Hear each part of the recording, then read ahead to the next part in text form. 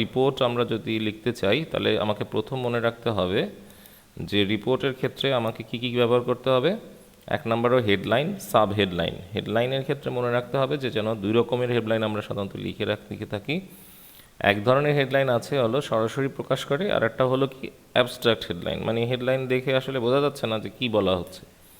এটাও এক ধরনের হেডলাইন, এবং এটা সমস্যা হলো যে এটা আসলে মানুষকে কি করে, অনেক সময় মানুষকে আগ্রহ সঞ্চার করে মানুষের মধ্যে, যে আসলে দেখি না কি লিখছে কি। হ্যাঁ, এটা ফেসবুকে বা টুইটে বেশি হয় বা বেশি হয় সাধারণত মানে পোর্টালগুলোতে, নিউজ পোর্টালগুলোতে এইভাবে মানে মানুষকে দৃষ্টি আকর্ষণ করার জন্য হঠাৎ করে এমন একটা শব্দ লেখে, পরে দেখা যায় ধারা কাছে কিছু নাই। তাহলে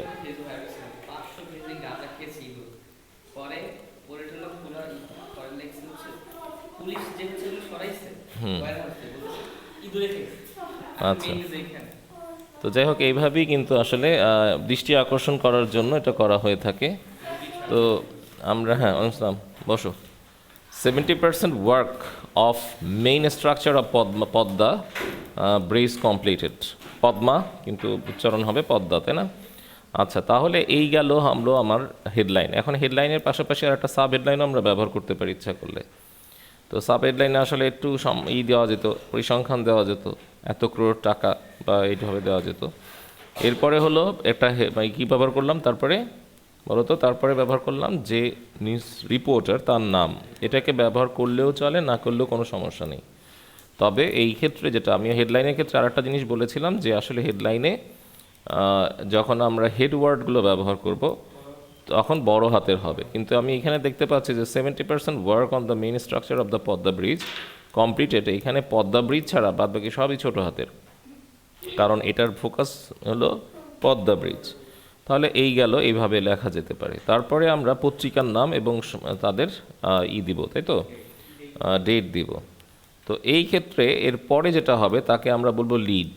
এই লিড আসলে একটা চমৎকার বিষয়, এবং লিড পরেই কিন্তু নিশ্চয় বোঝা যায় যে আসলে তোমরা যেটা করবা, যেটা হলো লিড পরেই আমরা ধারণা করতে পারবো যে আসলে নিউজ পেপারটা আসলে কি বলতে চাচ্ছে, তাই না? পুরো রিপোর্টার ভেতরে কি বলতে চাচ্ছে টোটালি লিডটা পড়েই বোঝা যাবে। এবং লিডের অংশটা পড়লেই একজন শিক্ষক কিন্তু বুঝে যান যে তুমি আসলে কতটা রিপোর্টের স্টাইলটা মানছো। সুতরাং খুব বেশি কিন্তু পড়া লাগে না। ভাতের যেমন মানে এক পাতিল ভাতকে সবগুলো চেক করে দেখা হয় না, যে প্রত্যেকটা চেক করে করে দেখলাম যে কয়টা ঠিক আছে কিনা। তো এরকমভাবে আসলে প্রত্যেকটা রাইটিং সেকশনের প্রত্যেকটা বিষয়কে কিন্তু চেক করা সম্ভব হয় না, কারণ লাইন বাই লাইন পড়ার সক্ষমতা আসলে কারোরই নাই। তো সেই ক্ষেত্রে যেটা হয় যে আসলে এই ক্ষেত্রে যেটা আমরা করে থাকি যে আমরা সাধারণত এই যে উপরের অংশটা বা শেষের অংশটা ভেতরে কোনো রকম কোনো বক্তব্য আছে কি না, রিপোর্টের যেটা ডিমান্ড সেই ডিমান্ডগুলো পূরণ হয়েছে কি না সেটা বেশি দেখা হয়। তো গভর্নমেন্ট অ্যালোকেটেড, দেখো টাকা 4,395 crore for the project in the annual development বা ADB of financial year 2018 and 19। তাহলে গভর্নমেন্ট অ্যালোকেট করেছে 4,395 টাকা, 95.66 ক্রোড় টাকা ফর দ্য প্রজেক্ট, কোথায়, in the annual development programme ADB থেকে, অর্থাৎ অ্যানুয়াল ডেভেলপমেন্ট প্রোগ্রাম একটা মানে খাত, সরকারের ব্যয়ের খাত। সেই এডিবি অফ ফিনান্সিয়াল ইয়ার, ওই আর্থিক বছরে 2018 থেকে 19 বছরের এই প্রজেক্টের কথা বলা হচ্ছে, সেখানে অ্যালোকেট করেছে। Construction work of the approach road of Jajira and Mawa points along with the service area has already been completed. হ্যাঁ, তো এইটার কিন্তু আসলে যখন আসে তখন কিন্তু আসলে তার আপডেট যে নিউজটা এটা কিন্তু পড়া লাগে, কারণ এটা ধরো আরও 6 মাস বা 1 বছর আগের ঘটনা বা 2 বছর আগের ঘটনা, এখন কতখানি আসলে কনস্ট্রাকশন হয়েছে সেটা তো আমাদের কাছে আছেই। তো সেই রিপোর্টটা বললে ভালো হয়। তবু আমি এটা করে দিচ্ছি, এরপরে আমি আপডেট যে রিপোর্টটা সেটাও পড়াই দেবো। কিন্তু এটা থেকে আমরা দেখতে পাচ্ছি যে আসলে রিপোর্টের কোথায় কি অংশ থাকে। তাহলে এই অংশটাকে আমরা বলবো কি, লিড। লিড কি? লিড হলো যে একটা রিপোর্টের ইন্ট্রোডাকশন, এবং ইন্ট্রোডাকশনটা কেমন হইতে হয়, যেন পুরা রিপোর্টের কি বেসিক এলিমেন্টগুলো, অর্থাৎ কি কি বলতে চাচ্ছে সেটা এখানে থাকে। এবং রিপোর্টের ক্ষেত্রে যেটা হয় সাধারণত 5টা বা 4টা বা 3টা ডব্লিউএইচ কোশ্চেনের অ্যান্সারের মধ্যে থাকে। কীরকমভাবে ডব্লিউএইচ কোশ্চেনগুলো কি কি? 1 নাম্বার হলো হোয়েন, কোথায় ঘটছে, হোয়েন কখন ঘটছে, এবং ওয়্যার কোথায় ঘটছে, হাউ কিভাবে ঘটছে, তাই না, যদি সিচুয়েশন হয়ে থাকে। আবার হতে পারে এটা আসলে কোনো সিচুয়েশন না, ওই ধরনের নয়, হয়তো ব্যাখ্যামূলক বিষয়, তখন আসলে এই ক্ষেত্রে ডব্লিউএইচের পরিমাণ একটু কমও থাকতে পারে, যে আসলে এটা ডিটেইলস একটা হোয়াট ডাজ ইট মিন, হ্যাঁ, তারপরে এটা is the cause of it, এই ধরনের ডব্লিউএইচের কোশ্চেনের প্যাটার্নটাও তখন চেঞ্জ হবে।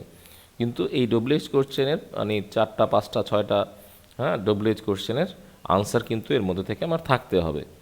অর্থাৎ পুরো রিপোর্টের বেসিক যে তোমার ইন্ট্রোডাকশন, তার মধ্যে টোটাল রিপোর্টের এলিমেন্টগুলো খুব সংক্ষেপে দেওয়া থাকতে হবে। যেমন এখানে আমরা বুঝে ফেলেছি যে আসলে গভর্নমেন্ট এত কোটি টাকা ফিনান্সিয়াল 2018-19 সালে ব্যয় করেছিল, এবং কনস্ট্রাকশন ওয়ার্কগুলো কোথায়, অ্যাপ্রোচ রোডের কথা বলছি, জাজিরা এবং মামা পয়েন্টের, এবং সার্ভিস এরিয়া এটা আসলে কমপ্লিট হয়েছে। সার্ভিস এরিয়া বলতে কোনটাকে বোঝায়, অর্থাৎ যেখান থেকে সার্ভিসটা দেওয়া হবে, অর্থাৎ 2টা পয়েন্টে যেখান থেকে আসলে গাড়ি উঠবে এবং নামবে, এবং সেখানে যেটা টোল কন্ট্রোল করা হবে, সেই যে অ্যাপ্রোচ রোডগুলো, যে রোডগুলো তো আসলে একটা ব্রিজ বলতে তো আসলে একটা ব্রিজ না, ব্রিজের অনেক কিছুর ব্যাপার আছে, যেমন অ্যাপ্রোচ রোড কীভাবে হবে, এই ব্রিজ কে মানে করার জন্য, এটাকে মেনটেন করার জন্য কি কি বিষয়কে প্রায়োরিটি দেওয়া হবে। কারণ এত বড় একটা মানে কাজ, অর্থায়নের কাজ, এটা যদি আস্তে আস্তে ড্যামেজ হয়ে যায় তাহলে তো সমস্যা। এই জন্য মেনটেনেন্স কস্ট এগুলোও এর মধ্যে থাকে, বা এদেরকে সার্ভিস এরিয়া এই অবস্থায় থাকে। তো much awaited Padma is nearing completion, তাহলে আপাতত এইটা কমপ্লিট করার কথা, যেটা হয়ে গেছে।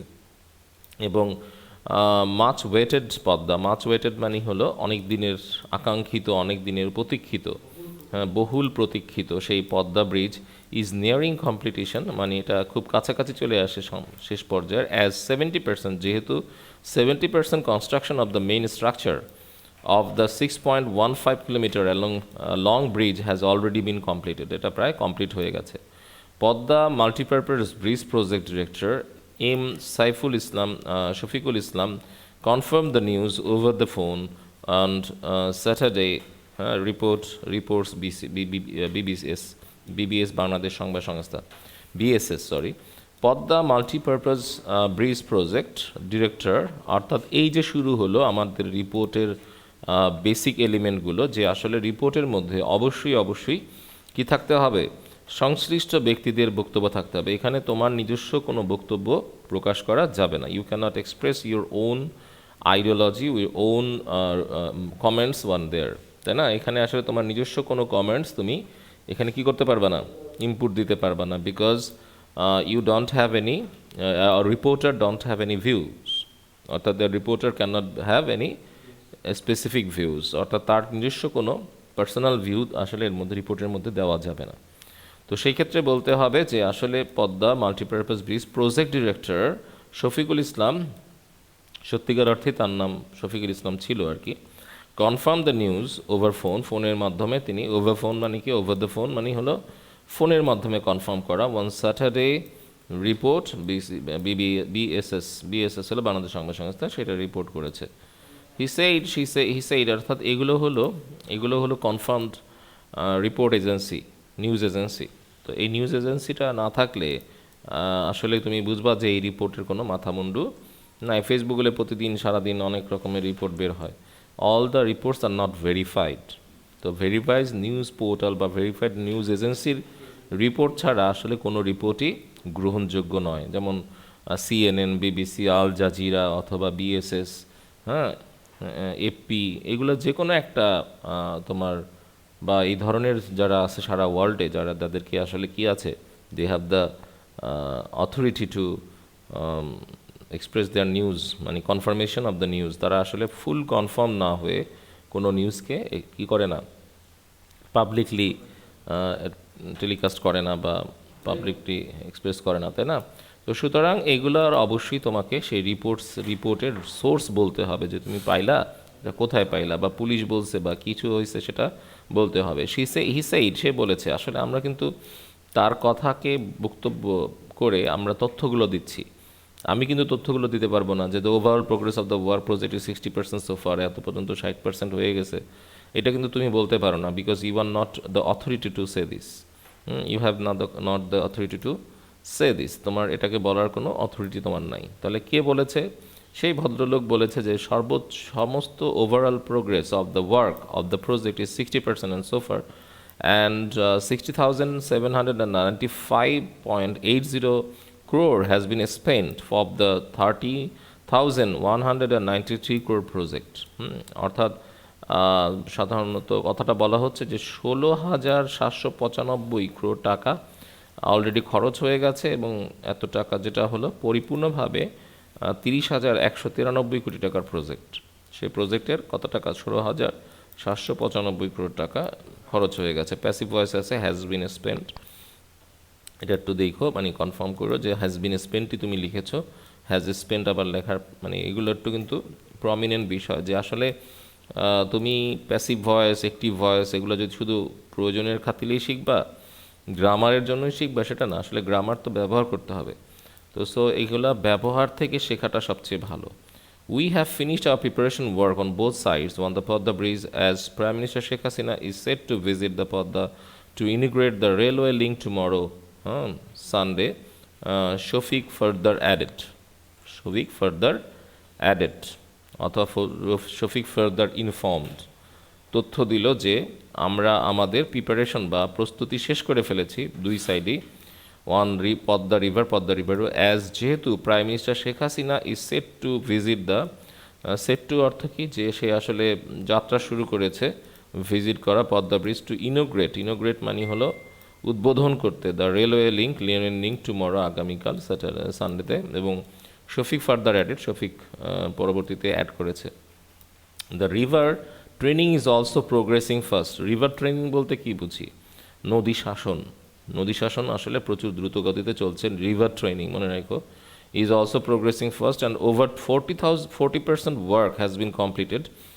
স্ট্রাকচারগুলো খেয়াল করো, 42% ওয়ার্ক আসলে শেষ হয়ে গেছে, while river training for 1300 metre area is also going fast. তো 1300 মিটার এরিয়া জুড়ে নদী শাসনের ব্যাপারটাও চলছে, is going fast, to protect the area from river erosion, কী করার জন্য? ওই এলাকাকে নদী ভাঙনের হাত থেকে রক্ষা করার জন্য, অন দ্য মামা সাইডে। তো আসলে ব্রিজ নির্মাণ আসলে কিসের জন্য? পরিবেশের জন্য হুমকি স্বরূপ, তাই না? যদিও আসলে ন্যাচারালি আমরা ব্রিজ, কালভার্ট এগুলোকে নির্মাণ করতে পছন্দ করি, বা অথবা বাঁধ নির্মাণে পছন্দ করি, কারণ বাঁধ নির্মাণ আমাদের এখানে পাকিস্তান পিরিয়ডে হয়েছে, তখন কনসেপ্টটা ছিল ভিন্ন, মানুষের মধ্যে ধারণাটাও ভিন্ন ছিল যে শহর রক্ষা করতে বাঁধ দরকার, তাই না?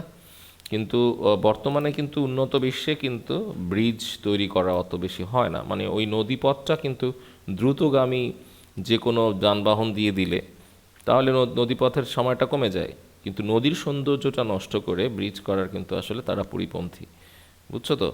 নদীর সৌন্দর্য রক্ষা করে প্রাকৃতিক মানে ইটা বজায় রাখা যায়, ভারসাম্যটা বজায় রাখা যায়। ব্রিজ করলে যেটা হয় যে আসলে ব্রিজের ফলে নদীর পলি জমে এবং স্বাভাবিক গতিপথ নষ্ট হয়, এবং প্রাকৃতিক যে গতিপথ নষ্ট করা মানেই হলো নিজের ধ্বংস ডেকে নিয়ে আসে। এটাকে স্বাভাবিক, এটা একেবারে চিরন্তন সত্য বিষয়, বুঝছো? প্রকৃতির কোনো কিছু পরিবর্তন করতে চাইলেই তুমি কিন্তু আসলে পরোক্ষভাবে নিজের ধ্বংসকেই বয়ে নিয়ে আসছো।